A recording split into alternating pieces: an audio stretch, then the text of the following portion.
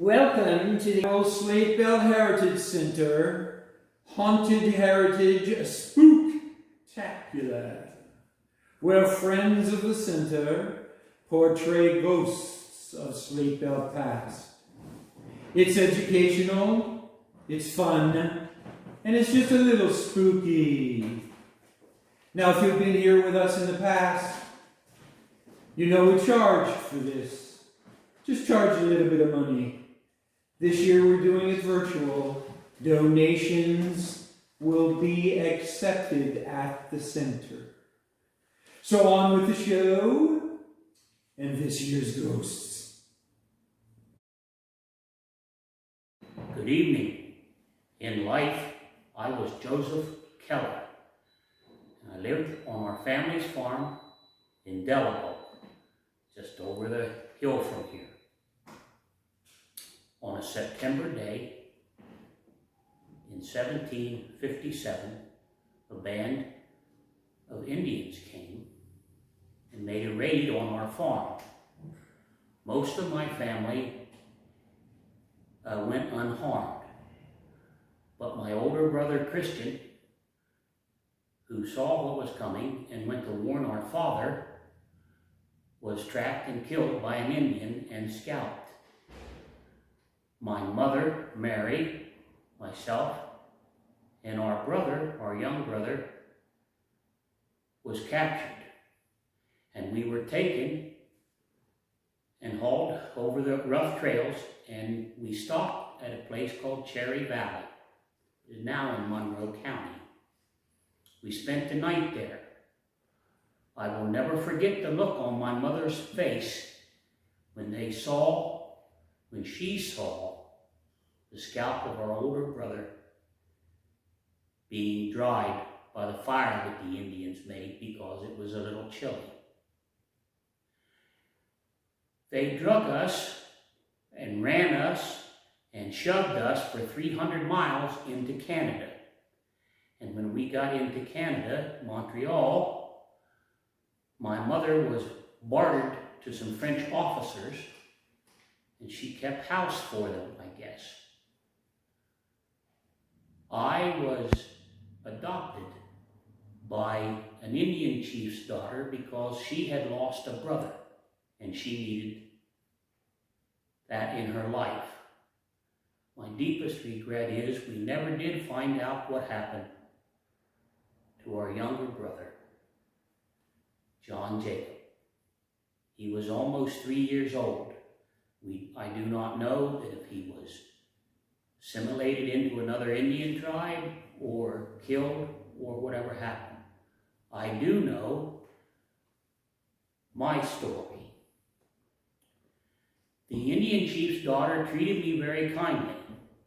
However, being not quite 6 years old, I was trained in the ways of for want of a better word, domestic housekeeping.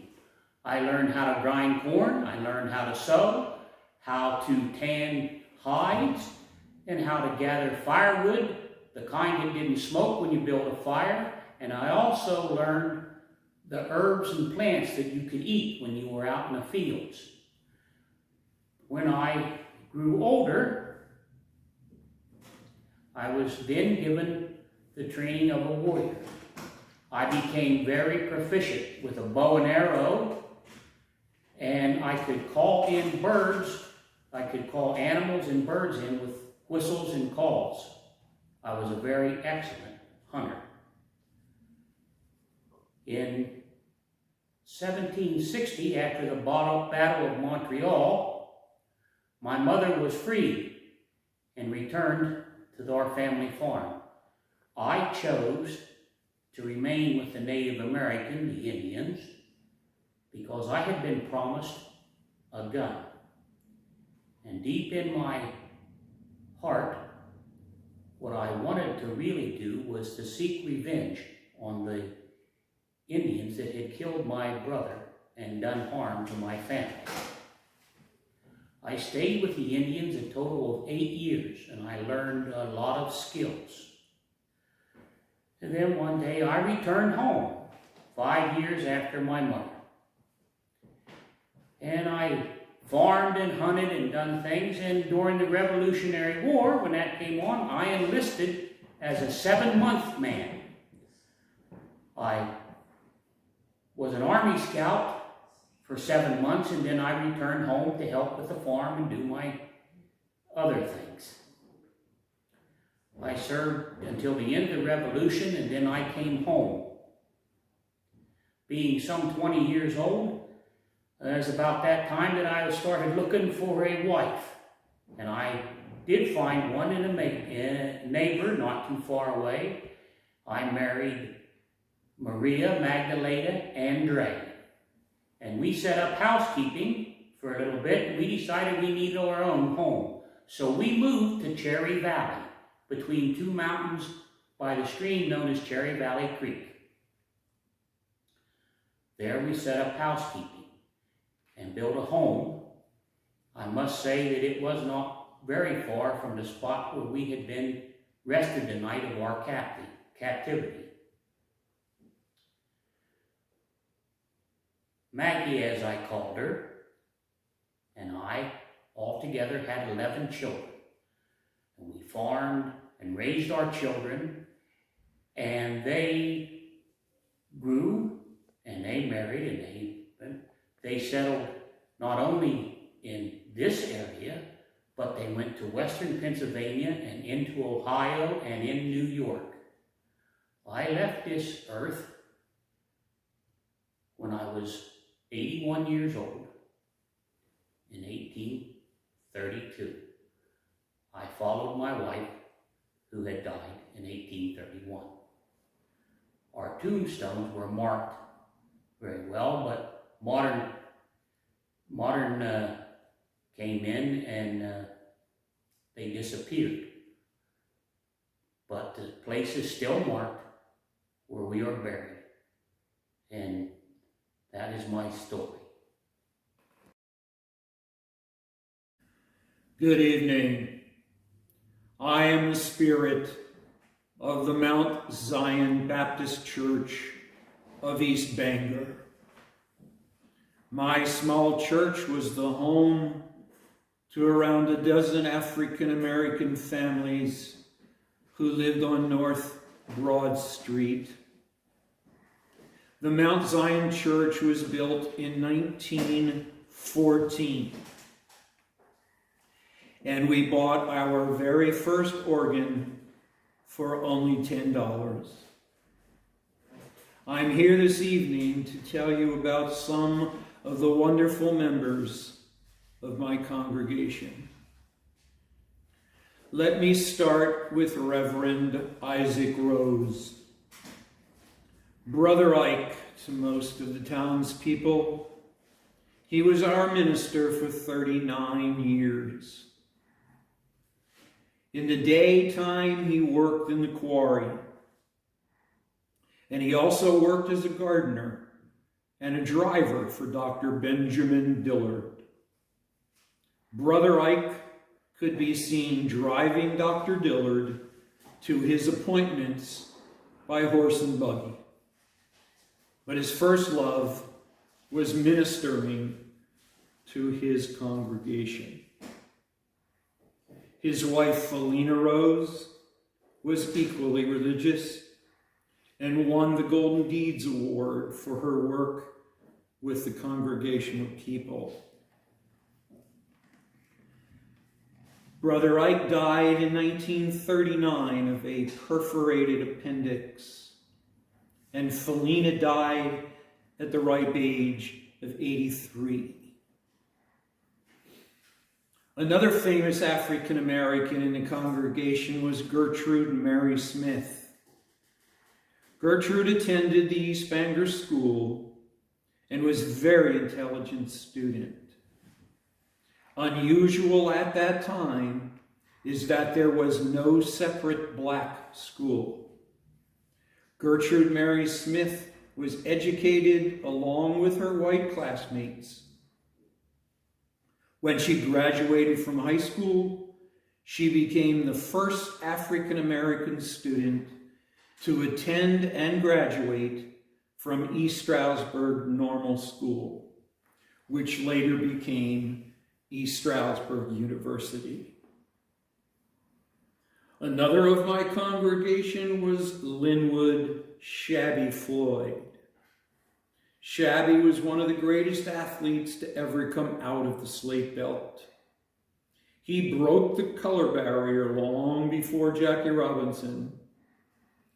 He was so good in all sports that he was accepted by his white teammates as one of their own. His best sport was baseball, and the locals said that he could run as fast as a deer. Word has it that when he went to bed at night, when he turned the switch off, he could get under the covers before the room got dark.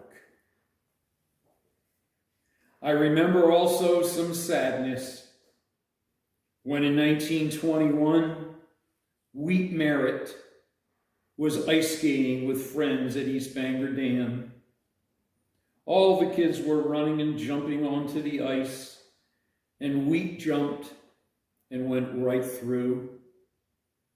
His best friend, not that it matters, a white boy by the name of Gilly Martin, jumped in after him, but could not save him. Wheat was only 9 years old. Most of my congregation was from East Bangor, but the slate belt was filled with contributing African-American families.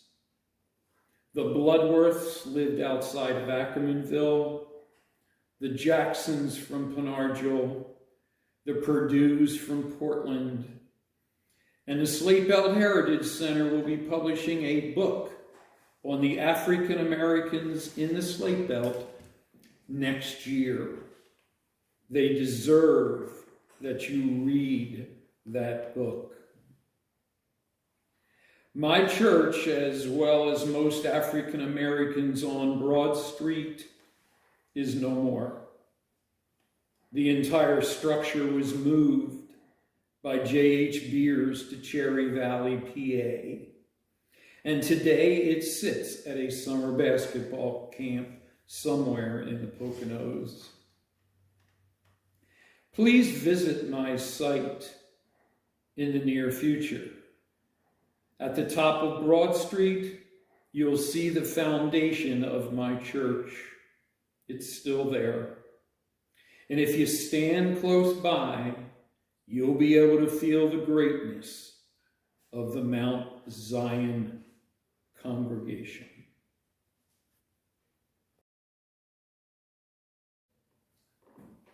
Oh.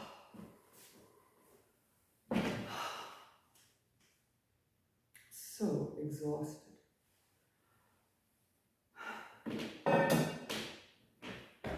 I can't believe this is happening. I'm sorry. I've forgotten my manners. Let me introduce myself. I'm Ella Mae Long. I'm the wife of a local lawyer, Joseph Mackey Roseberry Long. But today, I'm not wearing my lawyer's wife outfit. I've donned the cap and the apron of a volunteer Red Cross nurse. The time is October 1918. And we're suffering from a terrible plague. This contagion is called the Spanish influenza. Now, if you had told me 10 years ago we'd be going through something like this, I'd have laughed.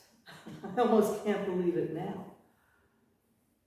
I grew up in New York and had a really wonderful childhood.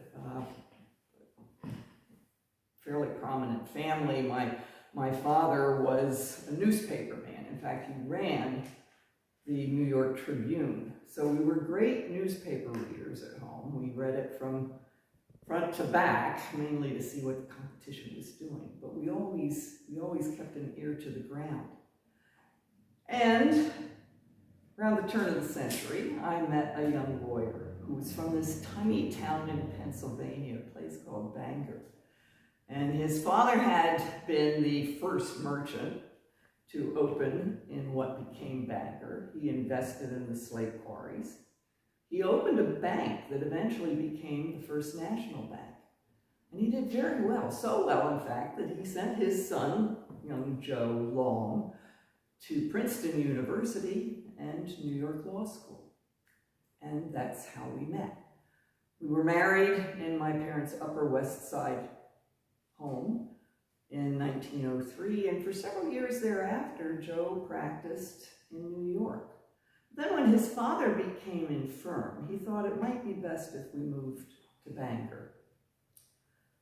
Well, I can't pretend it wasn't an adjustment. You know, Manhattan was a little bit bigger than Bangor, and I felt that I had to somehow become part of the community. And there were actually a lot of other transplants here as well. It was a blossoming town with wonderful businesses and lots of amenities and all of the appropriate ladies groups. So I joined the WCTU, which was against demon alcohol. I joined the suffragist movement, which was a little bit radical for the time, and other things like the Garden Club. And when the Great War came to our front door, more or less, and we entered the war in 1917, I joined the Red Cross. Now, most of our activity was spent either wrapping gauze for bandages to be sent to the hospitals overseas, or to knit warm socks for all of the enlistees like these boys who were going from Bangor to Europe. And that continued for some time. And really, in September of 1918, I should have realized something else was happening. Something was amiss. Because I read the papers and I saw there was a strange contagion that was hitting the cities in Boston, in New York, and in Philadelphia. It seemed to be following the troop ships that were coming home. There was an outbreak of this odd disease that overtook the Navy Yard in Philadelphia, and soon it spread to the civilian population. But in spite of that, the City Fathers decided to have a huge parade on September the 26th. And the idea was that this would generate enthusiasm for people to buy Liberty bonds to support the war effort.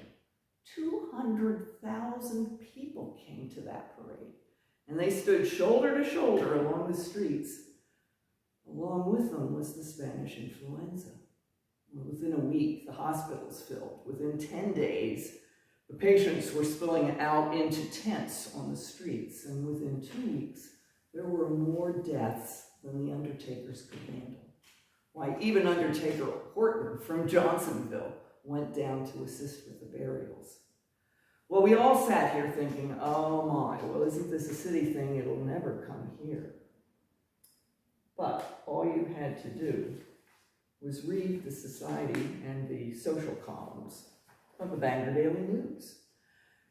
And you could see just how many people were going back and forth between Philadelphia and New York and the Lehigh Valley. And with them came the influenza. As a matter of fact, there were at least 3 boys from town who worked in the shipyards in Philadelphia. And they all came back right after that parade and visited family here. Poor William Roach died almost immediately, but not before giving the influenza to his sister, who lived in the Mazza building downtown. She's now confined to her apartments. Dr. John Mazza, whose family owned the building, happened to be head of the Board of Health.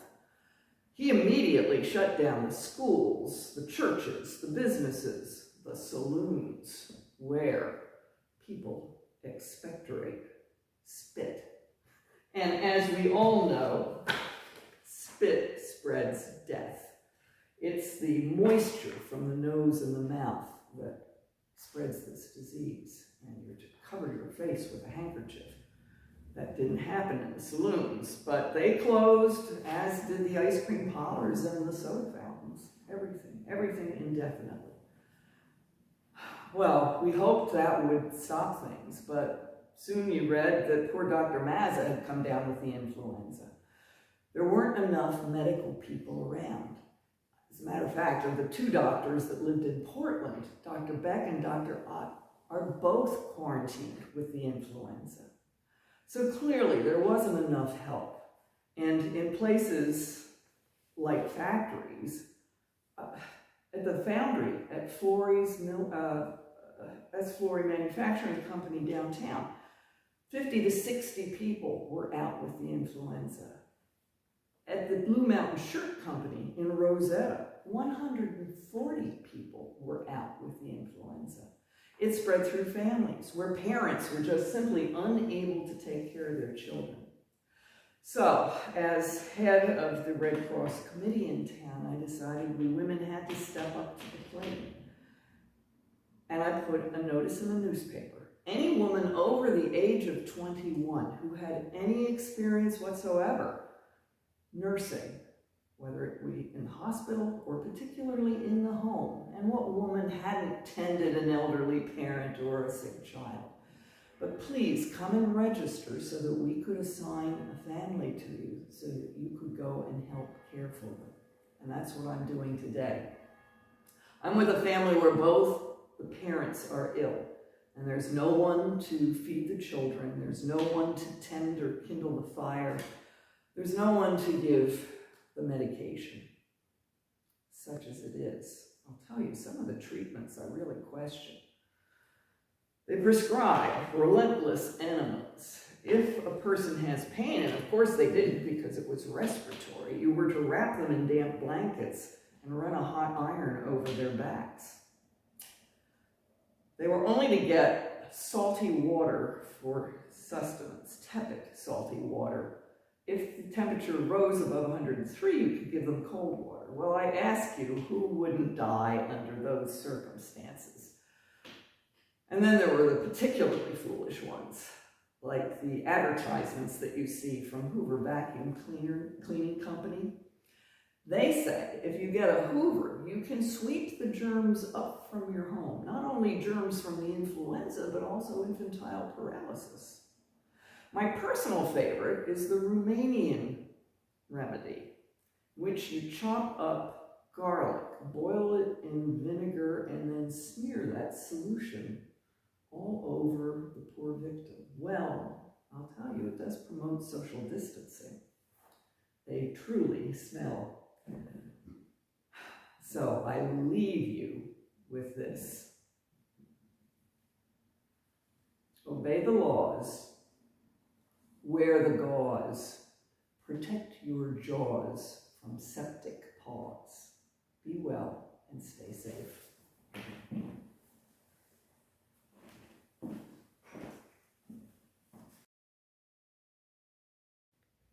Votes for women! Votes for women! Votes for women! Hello. This is what I'm proudest of. Fighting for the right for women to have the right to vote. Oh, excuse me. I need to introduce myself. My name is Catherine Vandemark Bush Eilenberger. Quite a mouthful, isn't it? I started out as just Catherine Vandemark Bush. I was born on January 17th, 1836 in Shawnee on the Delaware in Monroe County, and my parents were Jacob and Anna LeVar Bush. Long-lived families in the Monroe County area. My grandfather was Henry Bush. He actually fought with George Washington in the Battle of Long Island. He was captured there and spent the rest of the war in one of those awful prison barges. His health was never the same. However, he never regretted what he did, and he always said it was a small price to pay for our country's freedom. From him, I learned that sometimes you have to fight for what is right. I'm afraid I was the despair of my parents. I was a tomboy. I hated needlework, though I was always a good knitter. And I always wanted to read the weekly newspaper when it came into the house. Women were not supposed to be interested in politics. I was always interested in politics. And I really upset my mother when I refused to just marry anyone. I was not going to marry any man who wouldn't respect my thoughts, and allow me to have my own ideas. My poor mother basically gave up by the time I was 21, and I was still not married. But then I met John Michael Eilenberger. John Michael was 2 years older than me. He was a school teacher, and he owned a lumberyard. And unlike most men, he actually liked hearing what I was thinking. He liked having someone to argue with. So I knew he was the man for me. We actually got engaged to be married, but then one of my brothers lost his wife, and he had moved out to Ohio. And he had 4 children out there, no wife, and trying to keep a farm running. So I said I'd go out and take care of his children until he could remarry. John Michael agreed to wait. Again, my parents were horrified that I was going to go to travel out to Ohio by myself. Proper women did not do things like that. You notice I was never a proper woman, at least according to society's definitions. I was out there for a little over a year and came back, and John Michael and I were married on April 4th, 1865, 11 days before the assassination of Abraham Lincoln. I was, by the way, I have to mention, I was the ripe old age of 29. Horrors. I should have been married a decade earlier. By this time in my life, I also realized that the law was definitely not on women's side. Men controlled everything. If a woman came into a marriage owning property or money, the minute she was married, it was the property of her husband, and she no longer had any control over it. She could not have her own bank accounts. She could not divorce her husband, no matter how abusive or neglectful he was. They could not serve on juries, and so on and so on and so on. So I realized by the time I married John Michael that women needed to have the right to vote if any of this was going to change. So in between helping at the lumberyard, taking care of the house, having 5 sons, no daughters, all sons, I got involved in the Munter County suffragette movement. Now, we were never very big, but I always felt that we had a small part to play in the larger movement, and it was a long struggle. It actually began in July 1848 in Seneca Falls, New York. I actually read about it in my father's weekly newspaper. They covered it, though all the newspaper men were horrified at what happened.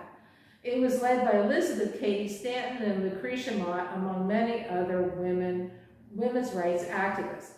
And they had several days of meetings, and what came out of it was the Declaration of Sentiments, which basically was a statement of rights, of what women should be entitled to have, including the right to vote.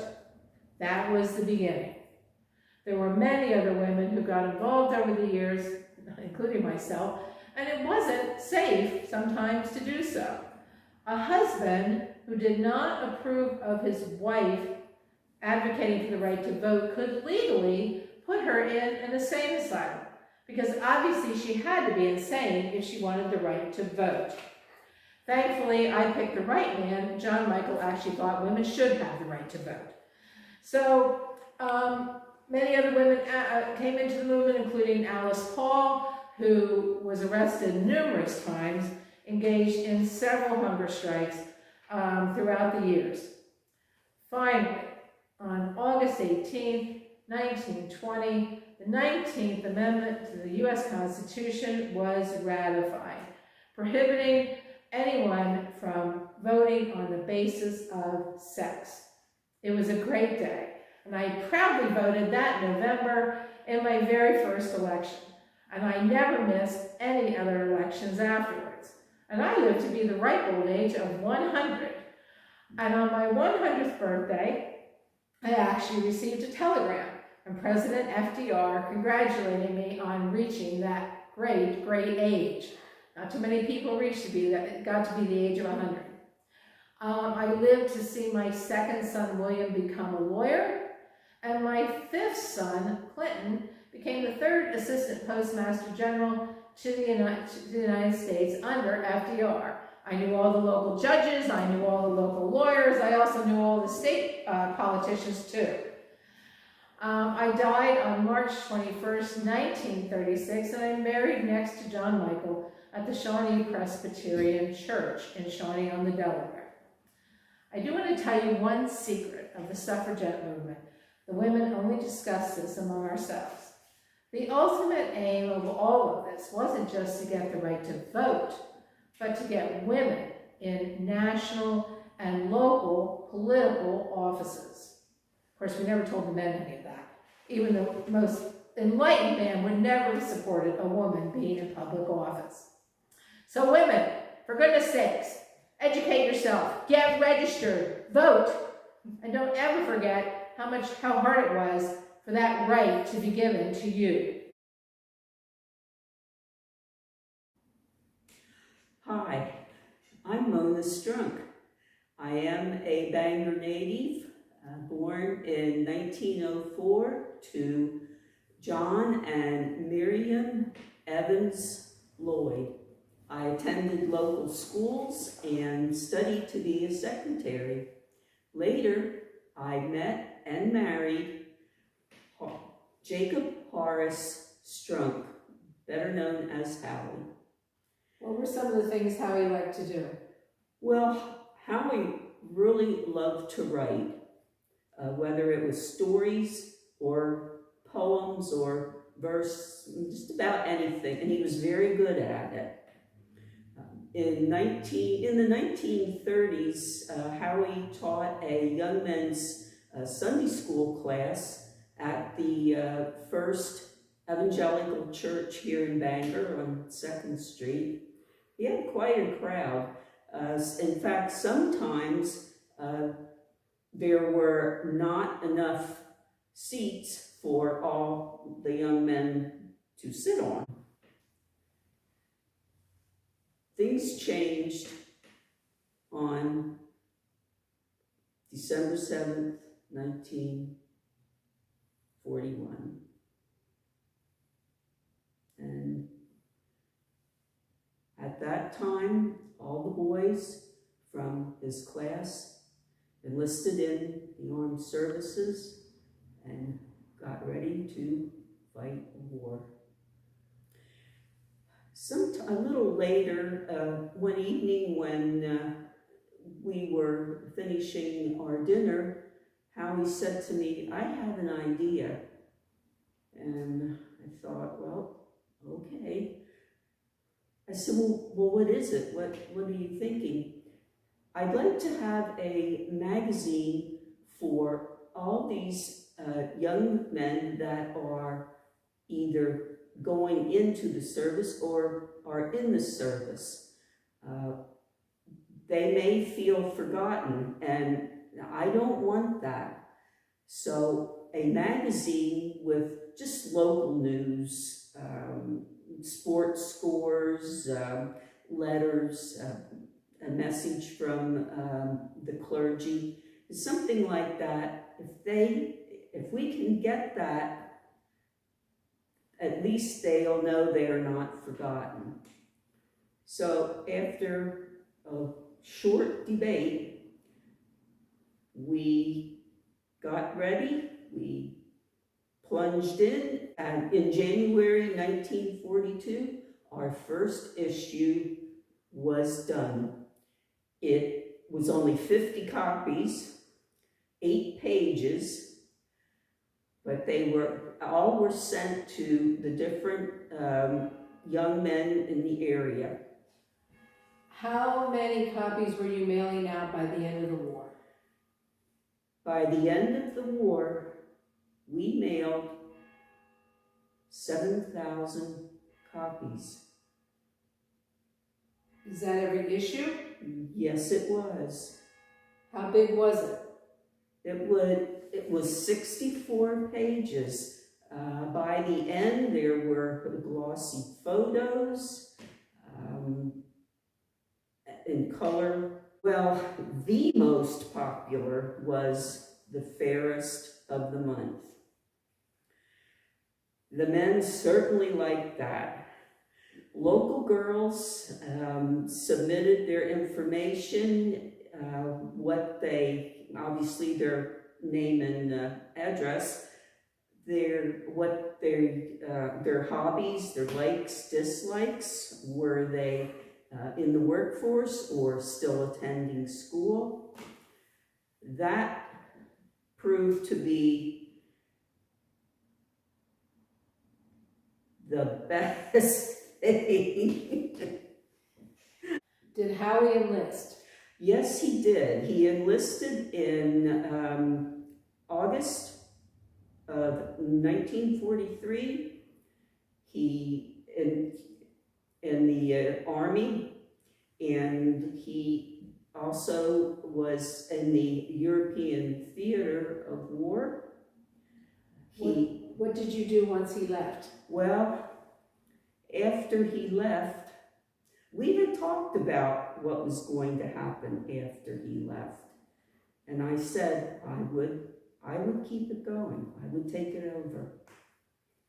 And I did.